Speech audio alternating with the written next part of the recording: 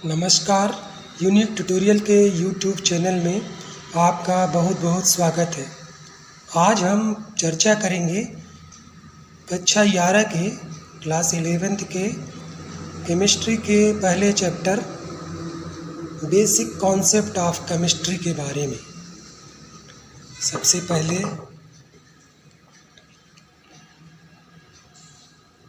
द्रव्य अर्थात मैटर के बारे में जानते हैं। द्रव्य क्या चीज़ है? कोई भी वस्तु जिसका द्रव्यमान होता है और जो स्थान घेरती है अर्थात जिसका आयतन होता है वह द्रव्य कहलाती है। कोई भी वस्तु जिसका कुछ द्रव्यमान होता है और जो स्थान घेरती है वह द्रव्य कहलाती है। Anything which has mass and occupies space is called matter। द्रव्य की 3 भौतिक अवस्थाएं होती हैं।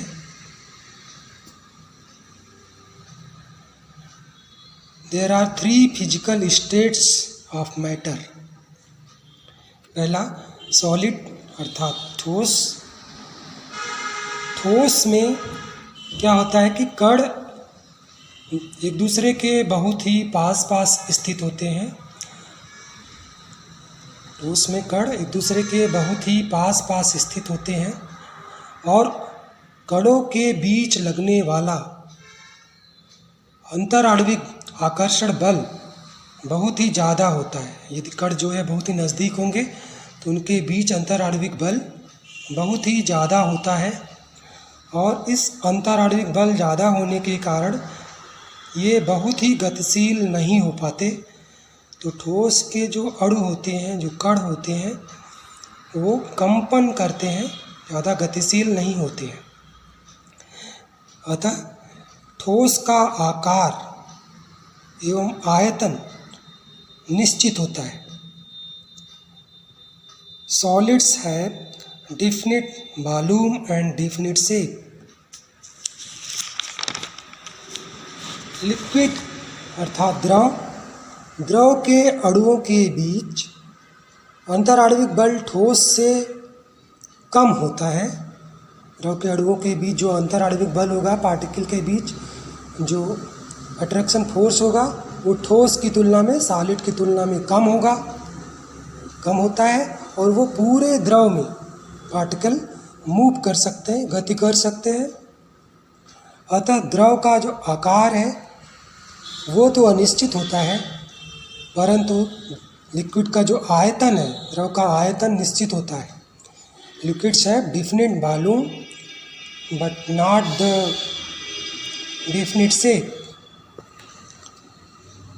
गैस के अणुओं के बीच अंतराण्विक बल काफ़ी कम होता है, इसलिए अणु बहुत ही दूर दूर होते हैं और गैस का आकार एवं आयतन दोनों अनिश्चित होता है। Gases have neither definite volume neither definite shape. और ताप एवं दाब की स्थितियों में परिवर्तन कर द्रव्य की इन अवस्थाओं को आपस में एक दूसरे में परिवर्तित किया जा सकता है। These 3 states are interconvertible by changing the temperature and pressure। जैसे आपका बर्फ है, लीजिए सॉलिड है, उसको अगर आप गर्म करेंगे तो जल में बदलेगा, लिक्विड में बदलेगा। जल को और गर्म करेंगे तो भाप में बदलेगा, गैस हो जाएगा। गैस को यदि आप ठंडा करते हैं, भाप को ठंडा करेंगे तो लिक्विड यानी जल में बदलेगा। लिक्विड को और ठंडा कर दीजिए तो बर्फ यानी सॉलिड का रूप ले लेता है। तो ताप और दाब की परिस्थितियों में अगर बदलाव लाया जाए तो ये मैटर की तीनों स्टेट्स आपस में एक दूसरे में बदली जा सकती हैं। अब जानते हैं कि फिजिकल प्रॉपर्टीज यानी भौतिक गुण क्या होता है। भौतिक गुणों में शामिल होता है आपका कलर है, गंध यानी ऑर्डर है, मेल्टिंग पॉइंट, गलनांक, बॉइलिंग पॉइंट, क्वथनांक, डेंसिटी अर्थात घनत्व, ये सभी चीज़ें भौतिक गुणों में गिनी जाती हैं। और जब भौतिक परिवर्तन होता है उस दौरान केमिकल कंपोजिशन में कोई परिवर्तन नहीं होता है। भौतिक परिवर्तन के दौरान केमिकल कंपोजिशन में परिवर्तन नहीं होता है। जैसे जल जब बर्फ़ में बदलता है या बर्फ़ जब जल में बदलता है तो दोनों ही केसों में H2O ही रहता है, उसके केमिकल कंपोजिशन में नहीं परिवर्तन होता। जल का बर्फ़ में बदलना या बर्फ़ का जल में बदलना ये भौतिक परिवर्तन है। वहीं रासायनिक परिवर्तन के दौरान केमिकल कंपोजिशन में परिवर्तन होता है। जैसे दूध का दही में बदलना, लोहे का जंग लगना, लोहा जैसे Fe है, जंग लगने के बाद आयरन ऑक्साइड बनता है, तो केमिकल कंपोजिशन में परिवर्तन हो जाता है। रासायनिक परिवर्तन यानी केमिकल चेंज के दौरान केमिकल कंपोजिशन में परिवर्तन होता है। रासायनिक संयोजन के नियम, लॉज ऑफ केमिकल कॉम्बिनेशंस भी आपको पढ़ने हैं। तो इसमें सबसे पहले द्रव्यमान संरक्षण का नियम।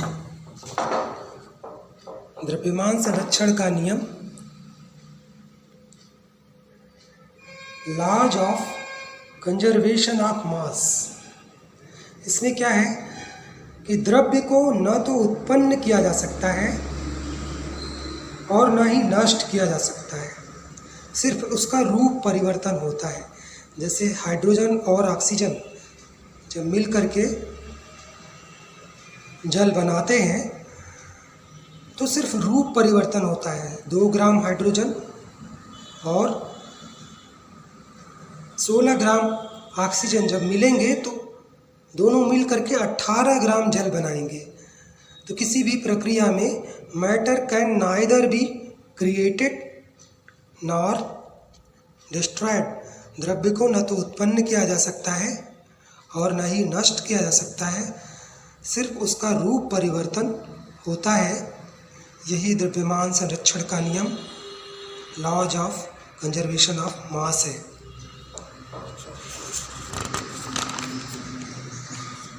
दूसरा नियम आता है स्थिर अनुपात का नियम। स्थिर अनुपात का नियम, लॉज ऑफ डेफिनिट प्रोपोर्शन। यह नियम कहता है यौगिक चाहे किसी भी विधि से बनाया जाए, चाहे वो प्राकृतिक विधि से प्राप्त किया गया हो या प्रयोगशाला में बनाया गया हो, यौगिक में तत्वों के द्रव्यमानों का अनुपात सदैव स्थिर होता है। The proportion of elements by weight is always same in a compound। उदाहरण के रूप में जैसे जल है, एक यौगिक है, चाहे वो प्राकृतिक विधि से प्राप्त किया जाए, वर्षा का जल हो, या प्रयोगशाला में उसे बनाया जाए, दोनों ही स्थितियों में जो तत्वों का द्रव्यमान है यानी हाइड्रोजन और ऑक्सीजन का जो द्रव्यमान है वो हमेशा 2:16 अर्थात 1:8 ही रहेगा, चाहे वो प्रयोगशाला में बनाया जाए चाहे प्राकृतिक विधि से प्राप्त किया जाए। दूसरा नियम है गुणित अनुपात का नियम, लॉ ऑफ मल्टीपल प्रोपोर्शन। यह कहता है जब 2 तत्व कंबाइन होकर एक से अधिक यौगिक बनाते हैं तो एक तत्व के निश्चित द्रव्यमान के साथ संयोग करने वाले दूसरे तत्व के द्रव्यमानों में सरल गुणित अनुपात होता है। अर्थात if 2 elements combine to form more than one compound, the masses of one element that combine fixed masses of other element will be in multiple proportion। एक एग्जाम्पल से इसको समझते हैं। जैसे हाइड्रोजन और ऑक्सीजन ये 2 तत्व हैं, दोनों कंबाइन होकर एक से अधिक यौगिक जल और हाइड्रोजन पेरोक्साइड बना रहे हैं। तो यहाँ पे देखें, जल में क्या है, 4 ग्राम हाइड्रोजन 16 दूनी 32 ग्राम ऑक्सीजन से क्रिया कर रहा है। 4 ग्राम हाइड्रोजन 32 ग्राम ऑक्सीजन से, अर्थात 2 ग्राम हाइड्रोजन 16 ग्राम ऑक्सीजन से क्रिया कर रहा है। और हाइड्रोजन पेरोक्साइड में 2 ग्राम हाइड्रोजन 32 ग्राम ऑक्सीजन से क्रिया कर रहा है। तो दोनों ही परिस्थितियों में जब दो तत्व यानी हाइड्रोजन और ऑक्सीजन क्रिया करके एक से अधिक यौगिक जल और हाइड्रोजन पेरोक्साइड बना रहे हैं, तो एक तत्व की निश्चित द्रव्यमान यानी 2 ग्राम इधर 2 ग्राम इधर 2 ग्राम हाइड्रोजन एक तत्व के निश्चित द्रव्यमान से संयोग करने वाले दूसरे तत्व के द्रव्यमानों में एक सरल गुणित अनुपात 16:32 अर्थात 1:2 का एक सरल गुणित अनुपात पाया जाता है। If two elements combine to form more than one compound, the masses of one element that combine fixed masses of other element will be in multiple proportion।